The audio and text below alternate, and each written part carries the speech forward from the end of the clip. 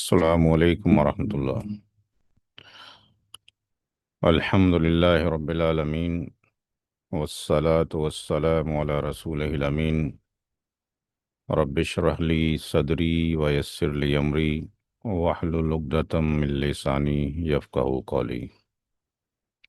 मुस्लिम inheritance का ये batch number 19 है और लेक्चर नंबर 12 है।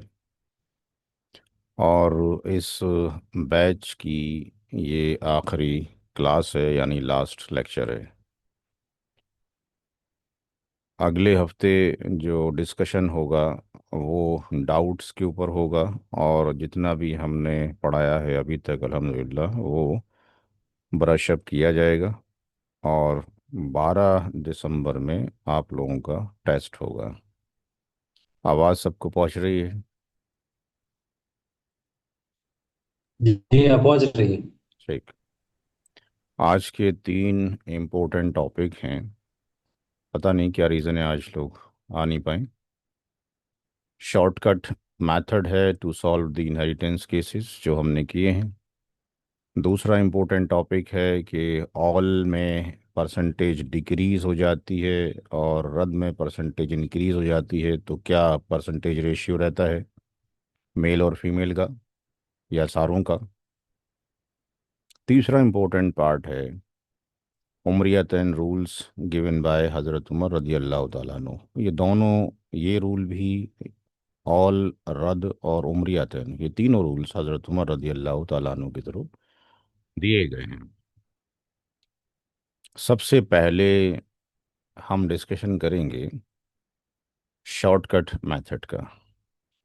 उसके लिए हम एक टेबल का यूज़ करेंगे, जो टेबल यहाँ पे हम देखेंगे।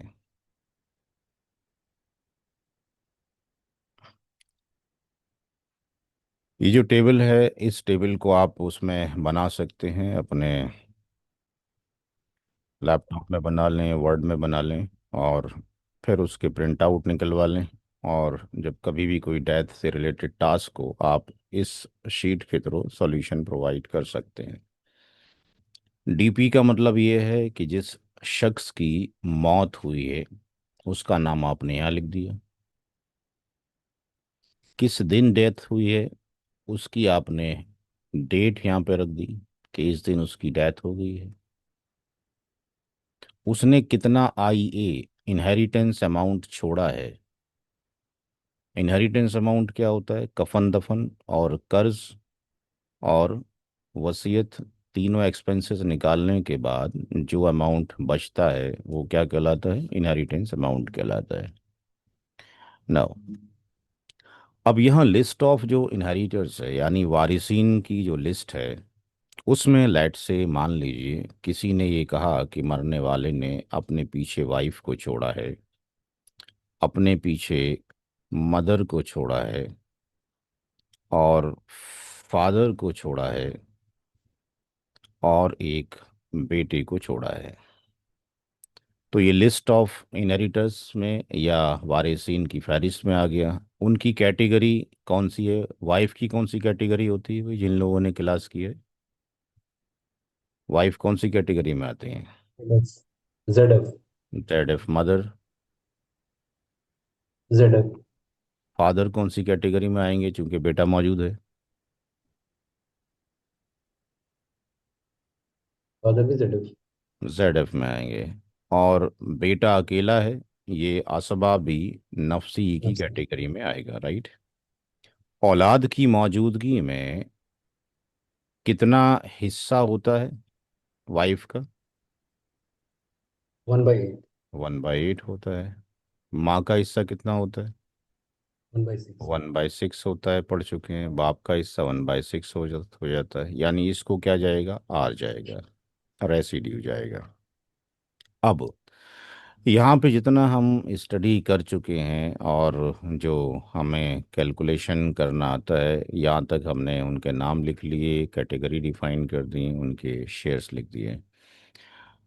यहाँ पर है कि एलसीएम क्या होगा, यानी लीस्ट कॉमन मल्टीपल। अब हर एक को पता है जिन्होंने प्रैक्टिस किया है 2-3 महीने तक इस केस में एलसीएम की वैल्यू कितनी आ जाएगी? 24 4। आ जाएगी, 24 आ जाएगी। अब यहाँ पे शेयर इन नंबर्स कितने होंगे? FS fractional share multiplied by LCM. तो यहाँ पे 1/8 की मल्टीप्लाई 24 से कर दी जाए तो ये 3 आ जाएगा। 1/6 की मल्टीप्लाई 24 से कर दी जाए तो ये 4 आ जाएगा। 1/6 की मल्टीप्लाई 24 से कर दी जाए तो ये 4 आ जाएगा। तो यहाँ पर जो टोटल शेयर ऑफ जेडएफ हो गए, टोटल शेयर ऑफ जो जेडएफ हो गए, वो 3 है, प्लस 4 है, प्लस 4 है। तो कितना हो गया? 8 और 3 11 हो गया, राइट। अब जो रेसिड्यू है वो कैसे निकलेगा? रेसिड्यू के लिए यहाँ पर जो भी एल्शियम की वैल्यू है, ये वाली एल्शियम की जो वैल्यू है, इसमें से माइनस कर दें total share of Z F. तो कितना आ जाएगा? 24 माइनस 11 इक्वल टू 13। इसका मतलब आर की वैल्यू इस फील्ड में कितनी आ जाएगी? 13 आ जाएगी। और इन सब को, 3 को, 4 को और 13 को जोड़ेंगे तो टोटल जो शेयर हैं वो 24 बन जाएंगे, या टोटल डिवीजन 24 बन जाएंगे। इनहेरिटेंस जो अमाउंट है वो 40,000 है। 40,000 को डिवाइड कर देंगे टीएस से, यानी 24 से। एक हिस्सा कितने का आएगा, कोई बताएगा भाई? एक हिस्सा कितने का आएगा? 40,000 को 24 से डिवाइड करेंगे, एक हिस्सा कितने का होगा?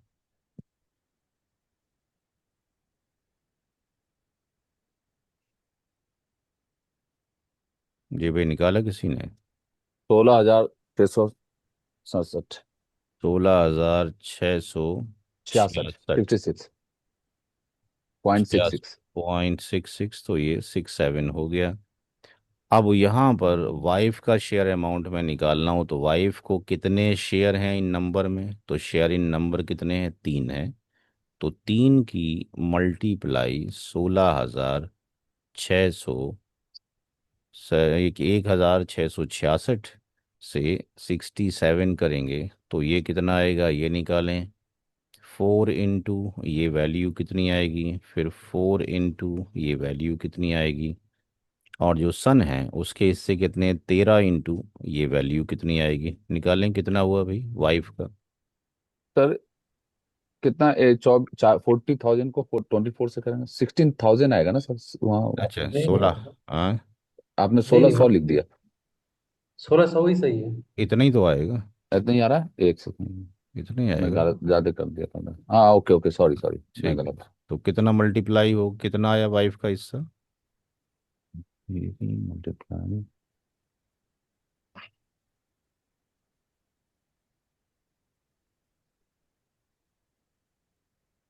Five five thousand 5,001। ठीक है, तो 5,000 रुपये वाइफ की आ गए, ठीक। माँ का हिस्सा कितना आया, बाप का कितना आया?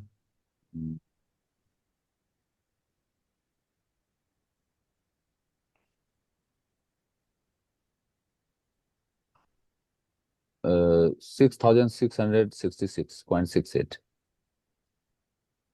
और तो सेम इसका भी आ सेम जाएगा। सेम बेटे बेटे का कितना आया? बेटे का आएगा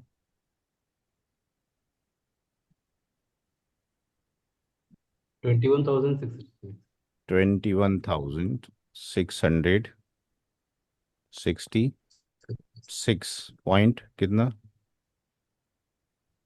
सिक्स सेवन। 67 7-1।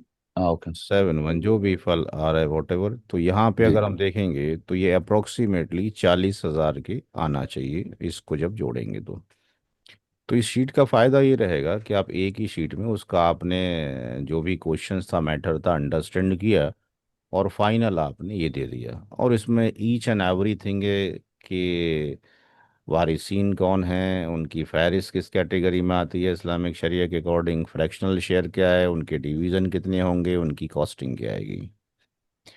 ये शीट तो तब काम करेगी जब हमारे पास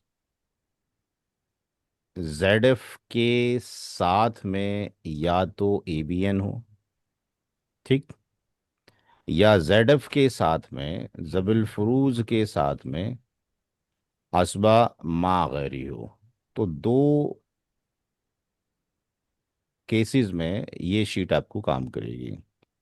क्योंकि असबा मागरी कब बनता है, जब बेटी के साथ में या पोती के साथ में सगी बहन हो या सौतेली बहन हो, तो ये शीट काम करेगी। लेकिन जब एबीजी हो तो ये शीट काम नहीं करेगी। उसके केस में हमें दूसरा शीट यूज़ करना पड़ेगा। ये यहाँ पर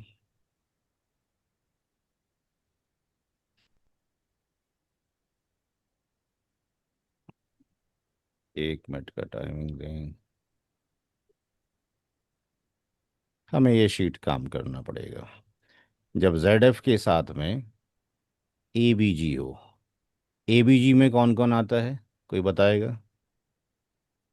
एबीजी में कौन कौन आता है भाई?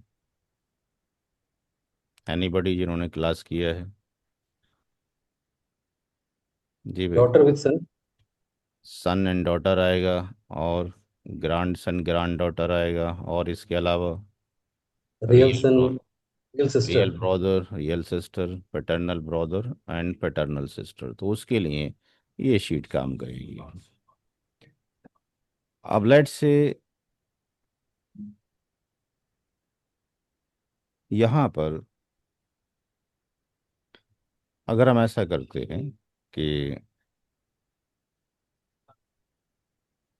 लेट्स से ये वाइफ है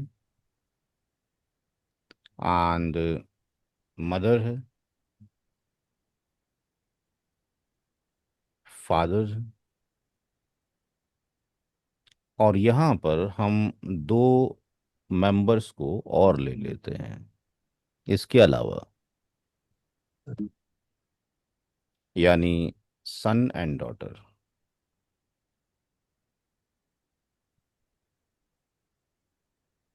ठीक। तो यहाँ पर जो कैटेगरी एग्जिस्ट करती थी वो करेगी। जैसे कि ये वाइफ की जो कैटेगरी है वो जेड एफ है, मदर जेड एफ है, फादर जेड एफ है, और ये कौन सी कैटेगरी में आएगा, ए बी जी, असबा बी गैरी, राइट।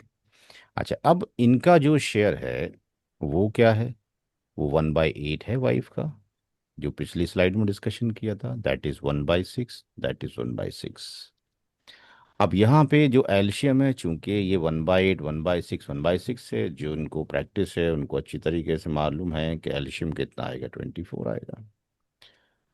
तो यहाँ पे शेयर्स इन नंबर जो हो जाएंगे, वो हम जो फ्रैक्शनल शेयर्स हैं उनकी मल्टीप्लाई अगर एल्शियम से कर दें तो ये 3, 1/6 multiplied by 24 that is 4, 1/6 multiplied by 24 that is 4। तो टोटल शेयर ऑफ जो जेड एफ हो गया कितना हो गया, 3 + 4 + 4 हाउ मच, 11 हो गया। तो आर की जो वैल्यू आप निकालेंगे दैट इज दी आर। एल्शियम में से आप -11 करेंगे तो कितना आ जाएगा, 13। अब क्या 13 जो है सन एंड डॉटर में विदाउट फ्रैक्शन आप डिवाइड कर सकते हो, 13 को गया, 13 का डिवीजन हो सकता है विदाउट फ्रैक्शन? 13 नहीं। चीजें हैं, 13 यूनिट हैं, उनको विदाउट नहीं फ्रैक्शन नहीं नहीं नहीं। नहीं। नहीं हो सकता। तो फिर नहीं। क्या किया जाए, अगर हम ऐसा करें कि यहाँ पर जो 13 आया है, इस 13 को क्या किया जाए कि इनका जो रेशियो है वो क्या, 2:1 है। सेम बॉक्स में तो था मतलब डालो। 2 + 1 अगर करें तो ये कितना आ गया, 3 आ गया। थ्री। थ्री। तो यहाँ पे एक ट्रिक ये अप्लाई करेंगे कि किसी का माइक पीछे खुला है भी, जहाँ घर की आवाज़ आ रही है। यहाँ पर हम क्या करेंगे कि इस पोर्शन में यहाँ पर जो आर की जो वैल्यू है वो तो ये 13 आ रही है। अब 13 को कैसे तीन डिवीज़न करें, वो पॉसिबल नहीं है। तो उसके लिए हम क्या करेंगे कि यहाँ पर जो एक एलशियम तो ये था, यहाँ पे एक फाइनल एलशियम निकालेंगे। और इस एलशियम में ये जो एलशियम की वैल्यू है, इसकी मल्टीप्लिकेशन एडिशन ऑफ रेशियो से कर देंगे। इसकी मल्टीप्लिकेशन एडिशन ऑफ रेशियो से हो जाएगी। तो 24 की मल्टीप्लाई अगर हम 3 से कर दें तो कितना हो जाएगा? 72। ये क्लियर है जी? जी सर। अच्छा, अब हम क्या करेंगे, चूंकि हमने एल्शियम की मल्टीप्लाई 3 से किया है, इसलिए हर एक इंडिविजुअल जो शेयर्स था उसकी मल्टीप्लाई हम इससे कर देंगे 3 से। यानी यहाँ पर जो 3 था फाइनल शेयर्स इन नंबर में, ये 3 इधर आ गया। और जो एडिशन ऑफ रेशियो जो आपने यहाँ मल्टीप्लाई किया था उसी की मल्टीप्लाई यहाँ कर दें। तो जो 3 हिस्से थे वो 9 हिस्से हो गए।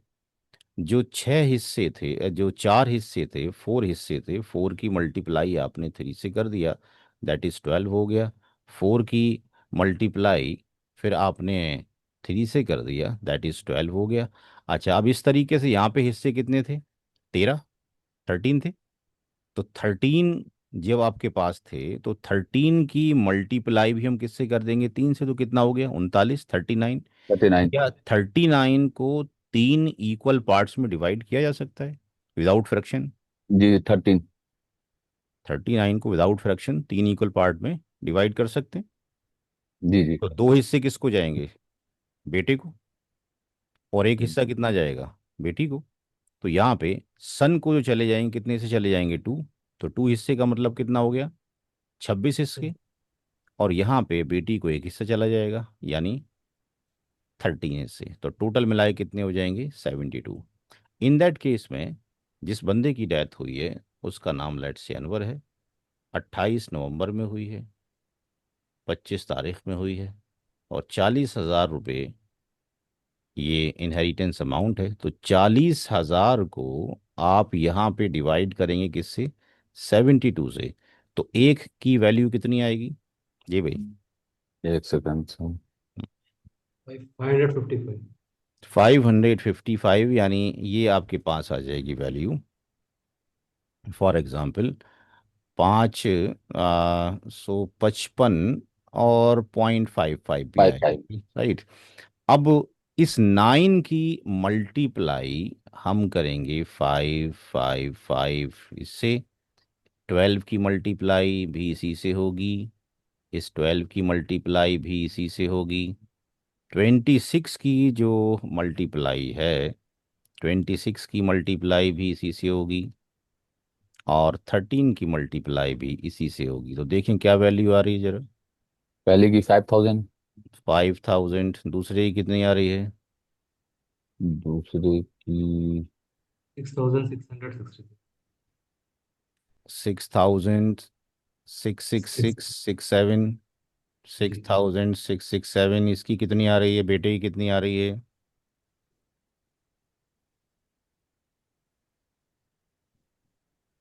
ते एक 26 से मल्टीप्लाई कर दीजिए। जी, कितना आया? 14,444। 14,444। Point four three three point point four, 0.3, ठीक। Point three. और इसका कितना आया बेटी का? 7,222। 0.1 या 2 जो भी आया होगा। तो ये भी अप्रोक्सीमेटली 40 आ जाएगा। तो इनकी आप प्रैक्टिस करें। एक मेथड तो वो था जो लेंदी प्रोसीजर सिखाया, एक ये है, ये तब आएगा करना जब आपको वो सारा आता है, क्योंकि सारा ही माइंड में होगा तो आप एक ही शीट पे सॉल्यूशन दे सकते हैं। तो चाहे हमें बेटा बेटी का करना हो, इसकी जगह पोता पोती होते तब भी यही हो जाता। और अगर ऐसा होता इस सवाल में कि यहाँ पे वालिद साहब अगर नहीं होते, क्योंकि वालिद साहब की गैर मौजूदगी में और इसकी गैर मौजूदगी में ही तो जाएगा ना आपके पास, यानी सगा भाई सगी बहन होता, यानी इसकी जगह पर वो रियल ब्रदर रियल सिस्टर हो जाता। या ये ना होकर यहाँ पर पैटर्नल ब्रदर और पैटर्नल सिस्टर हो जाते, तब भी सॉल्यूशन का तरीका यही होता है जो यहाँ पे समझाया गया है। तो एक तो डिस्कशन हमने ये करना था, जो कि शॉर्टकट मेथड से कैसे सॉल्यूशन किया जाए। इसके बाद दूसरा जो चैप्टर है आज का, उसका नाम है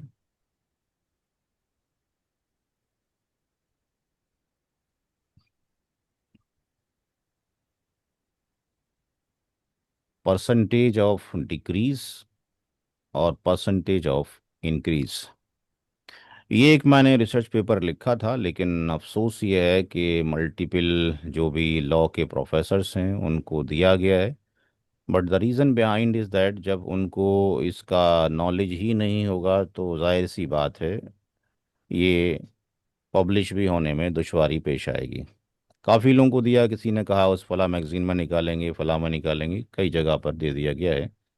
but the problem is that कि इस डॉक्यूमेंट को अंडरस्टैंड करने के लिए मैंने यहाँ पे नोट्स लिख दिया है। वो नोट ये है कि हमें पहले लॉज ऑफ इनहेरिटेंस कंप्लीट तौर पे आनी चाहिए, और जो शेयर्स हैं लोगों के वो परफेक्शन के साथ निकालने आने चाहिए। जब ये नहीं आएंगे तो we can not understand the concept of the all and रद्द, जो हम आपको पढ़ा चुके हैं। ये रूल्स जो दिए गए वो हज़रत उमर रदी अल्लाह तआला अन्हु के दौर खिलाफत में दिए गए। अकॉर्डिंग टू दी हज़रत उमर रदी अल्लाह तआला अन्हु के, यहाँ पे जो दो सिनारियो हैं रद्द का और ऑल का, यहाँ पे ये बताया गया, जो हम ऑलरेडी आपके साथ शेयर कर चुके हैं, कि in case of the all या रद्द के केस में शर्त ये है कि सारे ही ईयर्स क्या होने चाहिए, प्राइमरी ईयर्स या कुरानिक ईयर्स या जबिल फरूज होने चाहिए, और उनका जो टोटल सम निकल कर आएगा जब हम ऐड करेंगे तो वो कितना होना चाहिए, ग्रेटर देन 1 होना चाहिए। अगर ऐसी कंडीशन एग्जिस्ट करती है तो उसको कहा जाता है डॉक्ट्राइन ऑफ ऑल। और अगर ऐसा है कि सारी ही ईयर्स प्राइमरी ईयर्स हैं और उनका सम अगर हम करते हैं तो वो लेस देन 1 आ जाता है, तो वो कहलाता है डॉक्ट्राइन ऑफ ऑल। इसका डिस्कशन ऑलरेडी आप लोगों के साथ में किया जा चुका है। अब यहाँ पर एग्जाम्पल दिए गए हैं, फोकस करें एग्जाम्पल के ऊपर। भाई यहाँ किसी साहब का कैमरा ऑन है, उसको बंद कर दीजिए, मेरा ही ऑन रहने दीजिए, क्योंकि बार बार वो डिस्टरबेंस हो रही है उसमें, शायद आप मूव कर रहे हैं। मोहम्मद अली साहब, शुक्रिया। यहाँ पर जो एग्जाम्पल दिया गया है कॉन्सेप्ट का, जो ऑल का, एक सिंपल सा एग्जाम्पल लिया गया है कि यहाँ पर हमने ये डिस्कशन किया है कि जो डिसीट्स है यानी जिसकी मौत हुई है, उसने अपने पीछे शौहर को छोड़ा है और दो सगी बहनों को छोड़ा है। According to the holy Quran, according to the Quran करीम, हमें मालूम है कि जो शौहर का हिस्सा है सूरह निसा की आयत नंबर 12 में, जब औलाद ना हो तो 1/2 होता है, और बहनों का हिस्सा 2/3 होता है जब दो या दो से ज़्यादा होती हैं। ये मेंशन है 176 में। इसका मतलब ये हुआ कि अगर हम शेयर्स देना चाहते हैं दोनों को, तो ये 1/2 और 2/3 जब करते हैं तो 7/6 आता है, और ये ग्रेटर देन क्या हो गया, 1 हो गया। यानी इट मीन्स ये केस ऑफ क्या हो गया, ऑल का केस हो गया। इसका मतलब ये हो गया कि शौहर का जो शेयर है वो 50% है, और अगर हम शौहर के शेयर को दे दें 50%, तो कितना बचेगा बहनों के लिए? जी भाई बोलते रहें, क्योंकि पता रहे क्या क्या हो रहा है, समझ आ रहा है कि नहीं आ रहा है। 50% 50%। अगर यहाँ दे दें तो 50%। 50% यहाँ बचेगा। इसका मतलब ये दो जो बहनें हैं जिनका एक्चुअल शेयर कितना था, 66.67, तो वो कितने लॉस में जा रही हैं? तो 16.66। 16.66। और अगर हम ऐसा करते हैं कि दो बहनों को पहले दे देते हैं, तो अगर दो बहनों को पहले दे दिया गया तो फिर हमारे पास जो बचा हस्बैंड के लिए कितना बचा, 33.33। हस्बैंड को जाना 50% था, तो हस्बैंड भी इतने ही परसेंटेज के लॉस में जा रहे। तो लॉस दोनों में से किसी का ना हो, और अगर कोई सामान कम है, कोई चीज़ कम है, तो दोनों को कम दे दिया जाए। तो उसका तरीक़ेकार क्या हो? तो हज़रत उमर रदी अल्लाह ताला अन्हु ने इरशाद फरमाया कि हम अगर ऐसा करें कि यहाँ पर जो वैल्यू थी उसको रिप्लेस कर दें, डिनोमिनेटर जो है आपके पास एलशियम विद द न्यूमरेटर वैल्यू से। तो ऐसा करने से हस्बैंड का जो शेयर है वो 3/7 हो जाएगा, क्योंकि ऊपर जो कैलकुलेशन दिखाई गई है एडिशन में, यहाँ पर ये कहा गया कि इस वैल्यू को हटा दिया जाए और ये वैल्यू को यहाँ ला दिया जाए। तो हस्बैंड का जो शेयर है 3/7 हो जाएगा, और जो जो बहनें हैं उनका शेयर 4/7 हो जाएगा। तो ऐसा करने से होगा क्या?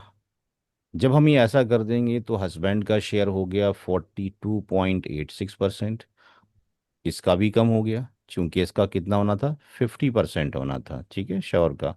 और बहनों का 66.67 होना था, इनका 57.14 जा रहा है। अब यहाँ पर हमने एक फार्मूला लिखा है। ये फार्मूला आपको लॉ की किसी भी किताब में नहीं मिलेगा, ये मेरे ही लिखे हुए रिसर्च पेपर में है। तो डॉक्ट्राइन ऑफ ऑल के लिए, चूंकि परसेंटेज ऑफ डिक्रीज होता है, तो परसेंटेज ऑफ डिक्रीज के लिए एक फार्मूला बनाया गया, SDA। SDA का मतलब शेयर डिफरेंस इन ऑल। तो शेयर डिफरेंस इन ऑल का मतलब ये है कि जो प्री डिफाइंड शेयर शोहर को मिलना था वो कितना था, 1/2। और आफ्टर ऑल कितना मिल रहा है उसको माइनस कर दिया जाए तो SDA की वैल्यू निकल आएगी। और PS का मतलब है जो कि प्री डिफाइंड शेयर है, इसका भी नीचे एक्सप्लेनेशन आएगा। मल्टीप्लाइड बाय 100 कर दिया। तो यहाँ पर H का मतलब हस्बैंड है, RS का मतलब रियल सिस्टर है। तो अगर इस फार्मूले में अगर हम वैल्यूज़ को पुट कर दें, तो यहाँ पर हमने उसको वेरिफिकेशन के लिए क्या किया कि 1/2 जो कि प्री डिफाइंड शेयर था, उसमें से शेयर आफ्टर ऑल कितना है, 3/7 है। इस वाली ब्रैकेट को हम सिंप्लीफाई कर रहे हैं। तो ये कितना आएगा, 14। ये कितना हो जाएगा, 7। ये कितना हो जाएगा, 3। ये कितना हो जाएगा, ऊपर कितना हो जाएगा, 4। नीचे 14, सिंप्लीफाई करे कितना आएगा, 2। 2 ज़ा और 2 7 ज़ा, यानी 2/7 आ जाएगा। ठीक। अब यहाँ पर जो ये वैल्यू है 1/2, तो 2/7 तो ये हो गया एक ब्रैकेट में, इसका फिर बाय है कितना, 1/2। जब आप इसको सिंप्लीफाई करोगे तो क्या होगा कि यहाँ पर ये 2/7 तो यही हो जाएगा, और ये क्या हो जाएगा, इसका रेसिप्रोकल हो जाएगा, ऊपर हो जाएगा, यानी 2 क्या हो जाएगा, 1 हो जाएगा। नहीं, 1/2 हो जाएगा, क्योंकि ये आपके पास 2 पर चल वो आ जाएगी वैल्यू, ये वैल्यू जो है रिवर्स हो जाएगी, क्योंकि ये 1/2 है। आपके पास मैंने गलत कर दिया कुछ क्या, जी जी। कुछ ये गलत हो गया, 7 - 6 एक मिनट, यहाँ पे गलती हो सेकेंड गई लाइन है। है। ये 6 होगा, हाँ उधर गलती हो गई है, ये गलती हो गई सिंपली में, ये वाली वैल्यू यहाँ से हटेगी। और ये 7 2 ज़ा 14 होगा, 2 की मल्टीप्लाई 6 से होगा, तो ये हो जाएगा 1/14। तो ये वैल्यू जो पहली आई वो 1/14 आ गई। और जो दूसरा है स्लैश में वो कितना है, वो 1/2 है। तो ये 1/14 हो जाएगा, और ये 2/1 हो जाएगा, रेसिप्रोकल हो जाएगा। इस 2 से 14 को काटेंगे, 7 हो जाएगा, तो ये 1/7 हो जाएगा।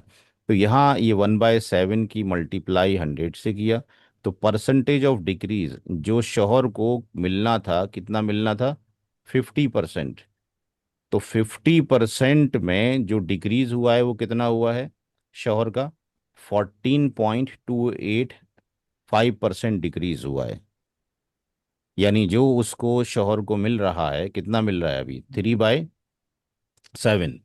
तो ये जो 3y जो 7 मिल रहा है शौहर को, 3y जो 7 मिल रहा है, यानी 40 कितना है ये आपके पास, 42 जो 86 है। बेसिकली इसमें डिक्रीज कितना हो रहा है, इसमें डिक्रीज हो रहा है इतना परसेंट। यहाँ पे इसी चीज को नीचे प्रूफ किया जा रहा है रियल सिस्टर के लिए, और वो ये प्रूफ किया जा रहा है कि जो रियल सिस्टर का जो एक्चुअल शेयर था वो 2/3 था, और आफ्टर जो ऑल आया है वो 4/7 है, जिसको हमने क्या कहा, शेयर डिफरेंस आफ्टर ऑल इसका नाम दिया। इसको सिंप्लीफाई करते हैं तो ये कितना हो गया, 21 हो गया। 3 से 21 को कट करेंगे 7 आएगा, और 7 2 कितना हो जाएगा, 14 हो जाएगा। और 7 से 21 कट करेंगे 3 आएगा, और 3 आपके पास 4 कितना हो जाएगा, 12 हो जाएगा। तो ये कितना हो गया, 2/21, जो ये वाला सिंप्लीफाई होकर आया, राइट। ये 2/21 इसका सॉल्यूशन है। तो एक जगह है 2/21 एक ब्रैकेट में, फिर उसका ऑब्लीग है 2/3। तो ये 2/21 हो जाएगा, और ये रिवर्स हो जाएगा, ऊपर 3 हो जाएगा, नीचे 2 आ जाएगा, 2 से 2 कट जाएगा, और 3 से ये 7 हो जाएगा। ये सॉरी कितना हो जाएगा, हाँ 3 से 7 हो जाएगा, तो 1 बाय कितना हो गया, 7 हो गया।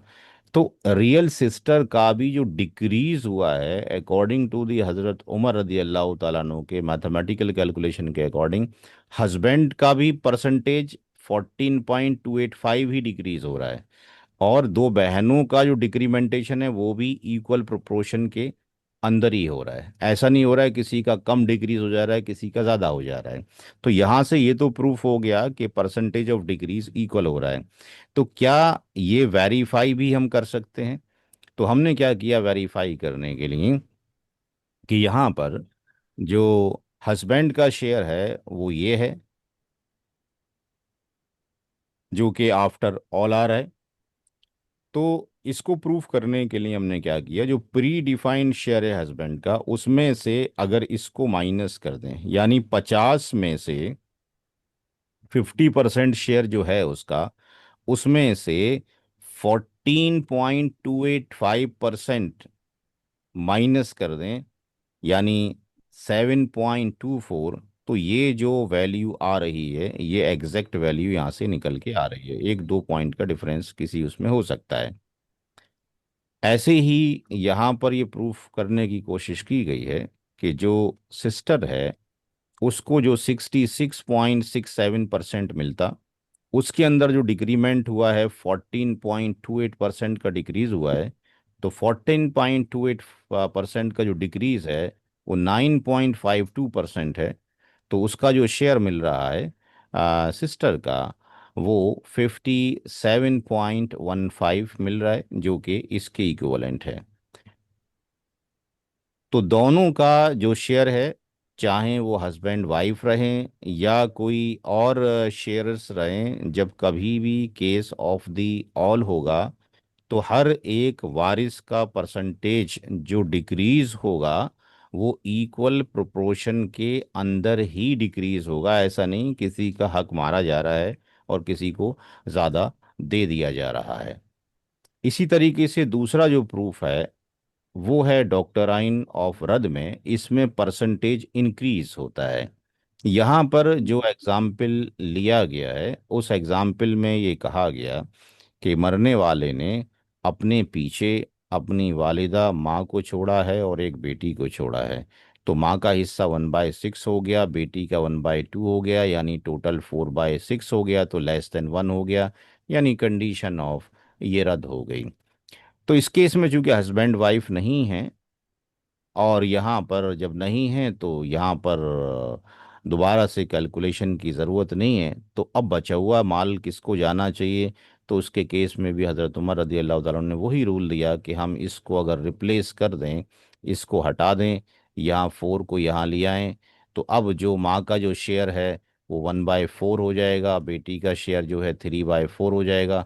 तो माँ का शेयर भी इंक्रीज कर गया और बेटी का शेयर भी इंक्रीज कर गया। तो दोनों का जो इंक्रीज हो रहा है उनका परसेंटेज जो है वो भी आपके पास इक्वल परसेंटेज में इंक्रीज होना चाहिए। तो यहाँ जो माँ का शेयर है वो 16.67 से 25% हो गया, और बेटी का शेयर 60 फिर बेटी का शेयर 50% से 75 हो गया। तो इन दोनों का इंक्रीज हुआ। तो इंक्रीज करने के लिए कितना इंक्रीज हुआ उसके लिए एक फार्मूला लगाया गया।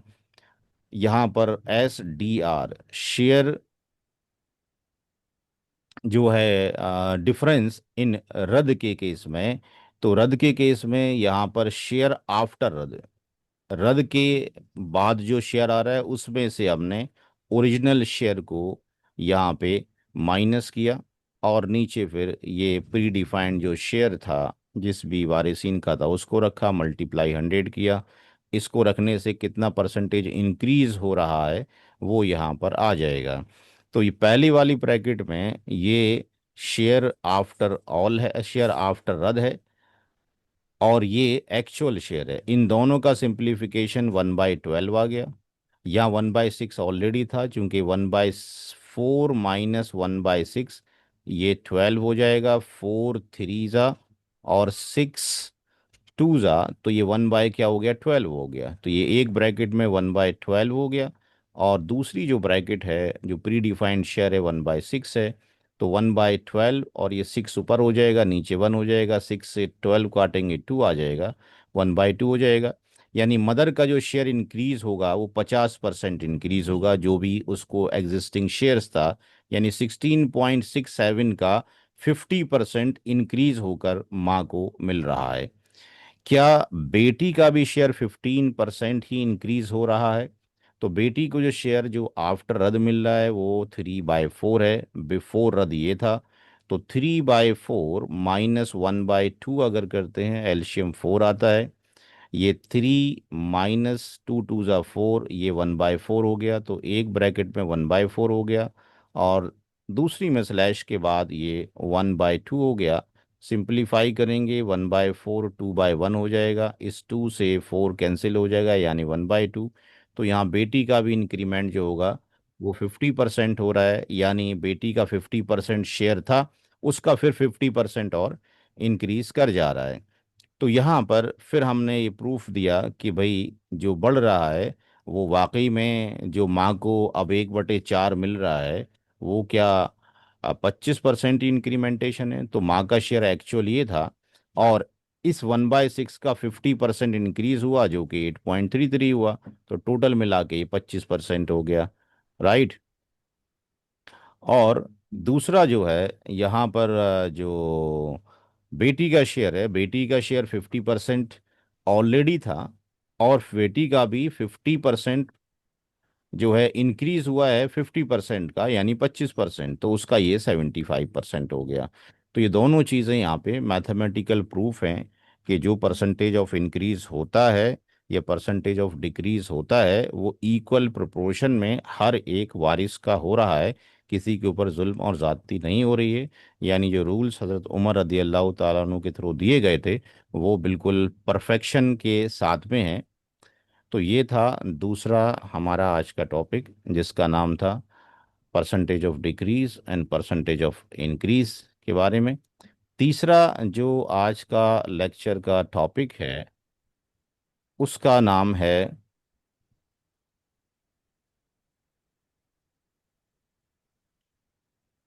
उम्रियतन, रूल्स गिवन बाय हजरत उमर रदी अल्लाह ताला अन्हु। इन दैट केस क्या होगा कि यहाँ पर दो केसेस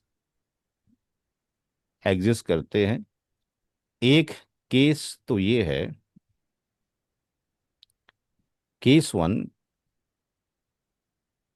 कि मदर और फादर एग्जिस्ट करते हों, मरने वाले ने माँ को और बाप को छोड़ा हो, और स्पाउस में से किसी एक को छोड़ा हो। Let's say in that case में हम स्पाउस में से वाइफ को ले लेते हैं।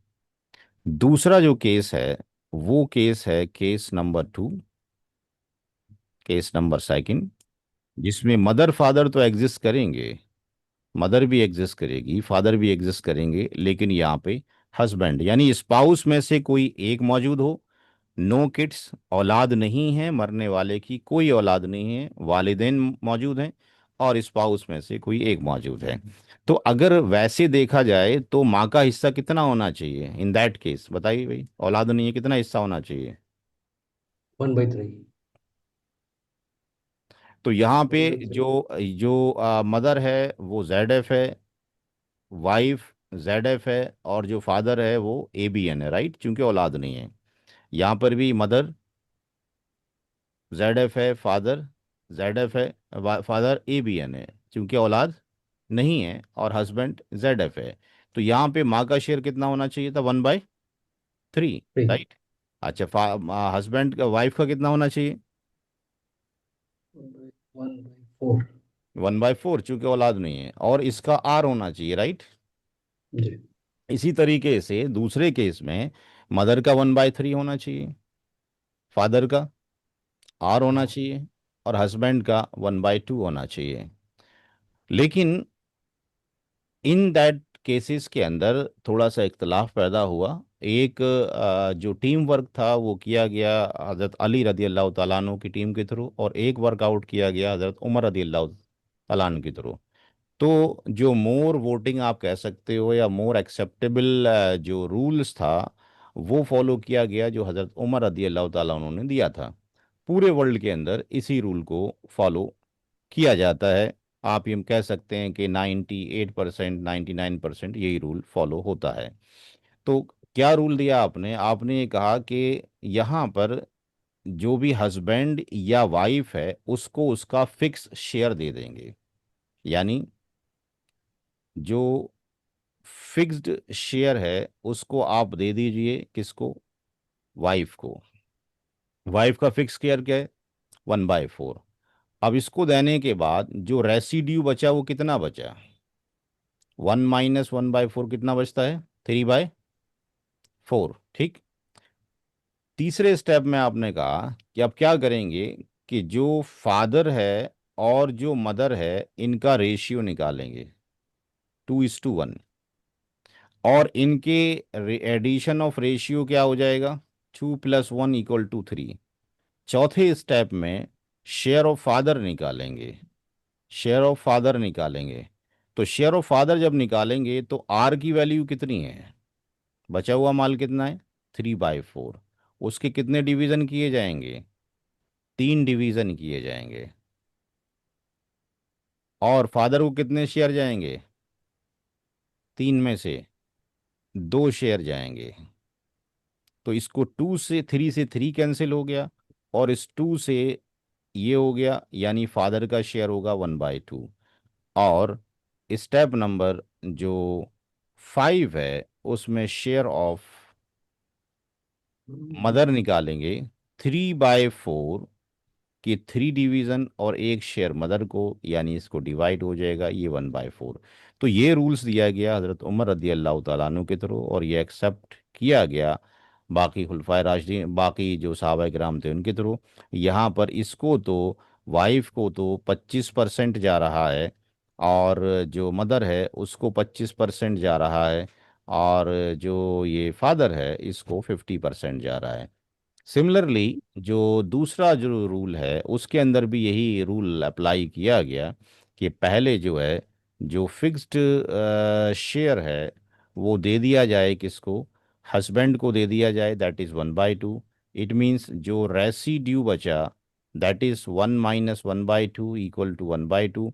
और स्टेप नंबर 3 में जो शेयर ऑफ हम फादर निकालेंगे, तो 1/2 का फिर हम इनका मदर फादर का क्या निकालेंगे, यानी आर का 2:1 करेंगे। तो फादर को कितने हिस्से जाएंगे? 2 हिस्से जाएंगे, टोटल 3 हिस्से में से।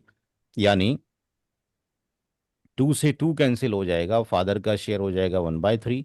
और यहाँ पर फोर्थ स्टेप में जो शेयर ऑफ मदर निकलेगा 1/2 का, रेसिड्यू का 1/3, दैट इज 1/6।